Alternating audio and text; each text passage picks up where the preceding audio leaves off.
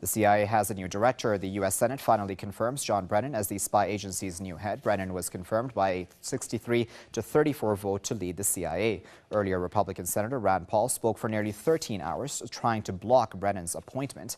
Paul questioned the U.S. president's authority to use drones. Brennan is seen as a key architect of Obama's deadly drone policy. He has served as the U.S. president's top counterterrorism advisor and helped broaden the scope and number of assassination drone attacks. Well, to discuss that a bit further, we're now joined by Mr. Ray McGovern, who is a former CIA analyst, who is joining us now via Skype from Washington. Mr. McGovern, thanks a lot for joining us now. You know, Mr. Rand Paul is obviously being spoken very highly of in many circles for this filibuster of sorts. How do you assess what really happened? Well, I think he made a constitutional stand here because these targeted assassinations violate our Constitution. And when it came to be a targeting of Americans here on American soil, he was due an answer from the Attorney General. He says he got some kind of answer, but he voted against Brennan in any case. It's very important to emphasize that 34 votes against a CIA nomination is unprecedented. The closest they've come in the past was 31 votes against another very suspicious fellow named Robert Gates. Usually these nominations sail through rather rapidly. I think the senators really kind of sensed that if the objective is to decrease terrorism, then Brennan is exactly the wrong person to pick for that purpose.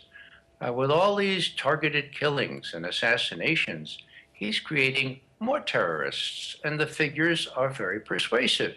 He's an expert on Yemen, okay? 3 years ago, there were about 200, 300 Al-queda in Yemen. Now they number well over 1,000. Talking about Pakistan, he lied about the fact that there were no collateral deaths in Pakistan. The Pakistanis, a nation of 180 million people, are really kind of upset about this. They used to be about half and half in favor or disfavor of the United States. Now it's 75%. That hate the United States. That is big. The only good that comes out of that are for the arms manufacturers who continue to profit from feeding these incessant wars. There's one other concern that I have about Brennan. He's not really known for his truthfulness, and that became very apparent in the actually in the hearing, his first nomination hearing on February 7th.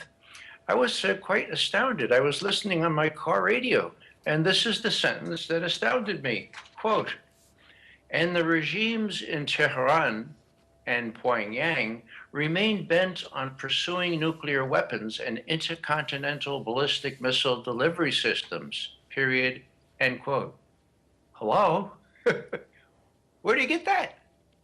That's not what 16 U.S. intelligence agencies have said with high confidence.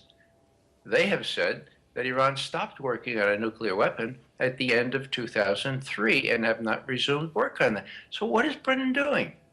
This is mischievous. Brennan knows full well there are a lot of people in Congress, the people who had to confirm him, who would very much like to bomb Iran, as Senator McCain so famously sung back during his campaign for president. And so this is very mischievous indeed. It's very, very puzzling as to why Brennan would say those things, and if indeed he means to come into the CIA and change the assessment. All right, I do sincerely apologize for having to cut you off, Mr. McGovern, but we will have to leave it there for now as we have run out of time. But of course, we do appreciate your insight.